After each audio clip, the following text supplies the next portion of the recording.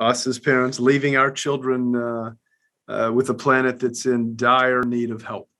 And that's the biggest horror that we're all facing is this climate crisis. Something I loved about this movie is kind of just seeing your, what I see as more naturalistic approach to filmmaking kind of meet the fantastical, the supernatural, especially what we see as like Guillermo del Toro style, what he brings to this as a producer. So I'm curious what you could tell me about some of the earliest conversations you had with Guillermo. And I mean, if there's a Venn diagram of the two of you, what's in the middle? Well, it's interesting that you pose that question because our sensibilities and aesthetic are almost diametrically opposed. And in my very grounded experience and his kind of whimsical and fantastical, and he's such a master at monster creations, it's a miracle that any of it works. But Guillermo approached me and he said, Scott, your last 3 films have been horror films, but nobody knows it. Would you consider actually directing a horror film? And I said, I would love to. My earliest and fondest memories were going to see horror films at too young an age, and they've stayed with me. And also some of my favorite films, which are horror films, dealt with the supernatural, whether that's The Exorcist, whether that's Alien or Don't Look Now, or even Kubrick's The Shining, and how that deals with family and shared grief and tragedy. And so it was a real challenge, and I hope that people find it successful, but it certainly was not easy. I'm going to kind of take that and then pose it to you, Keri. I mean, in your mind, what makes Scott and Guillermo a good pair? Why did this come together beautifully here for Antlers? Well, I love that combo. I mean, it was such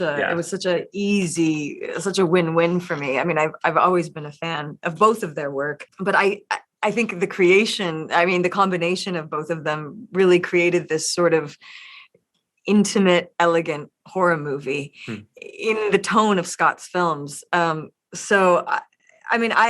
It's interesting because I think they do converge a little bit. I like, if you think of Pan's Labyrinth, you are so with that little kid. And I loved the device of like keeping it, like the little girl kind of like steady, and like she wasn't like so scared. Like she was moving through these horrifying things in her life, right? And that is there is a through line with this movie to that, like some little kid in incredible peril that you're trying to just save through that.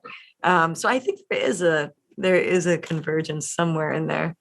Yeah, the Pan's Labyrinth thing, that definitely came to mind for me too. And I wanted to talk about, I mean, one of the big themes of this in my mind is generational trauma through our families, community, through the planet itself. Now, both of you are parents, and so I'm wondering, I mean, what message would you hope that folks would glean from this about raising a family today in today's world? That's a big one. It's a loaded one. Darkness. There are a lot of fears and anxieties that I have as a parent. I mean, first and foremost, we're leaving our parents, us as parents, leaving our children with a planet that's in dire need of help. And that's the biggest horror that we're all facing is this climate crisis. And I hope that what happens in Glasgow this weekend brings all the nations together in this summit and helps people around the world realize that this is the most important thing that we face, right? And if we don't get that right, what else matters? Because I think the world will be in much more turmoil than it even is at the moment. So hopefully our kids can see this film and realize that, okay, well, you are faced with serious fears and anxieties, but much like Keri's character, you can summon the courage to try to do something and affect change and overcome that. I think that's really the only choice we have. Man, I'm almost out of time already. I'm going to jump to my last question as kind of a curveball for you, Keri. But speaking of creatures in the woods, I know that you recently wrapped Cocaine Bear, which reunites you with your Americans co-star Margot Martindale.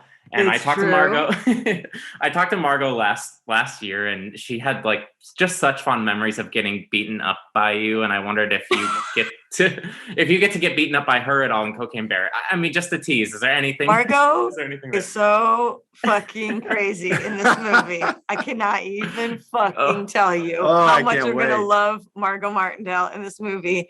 I was Oh my God, she's out of control in this movie. I can't The wait. whole movie's nuts and really fun and just like such a lark. So not what I think either of us do.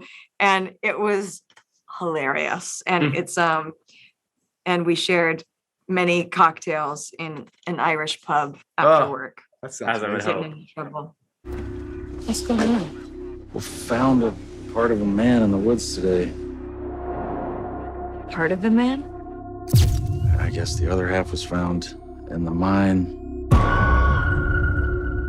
All this has got to be an animal, right?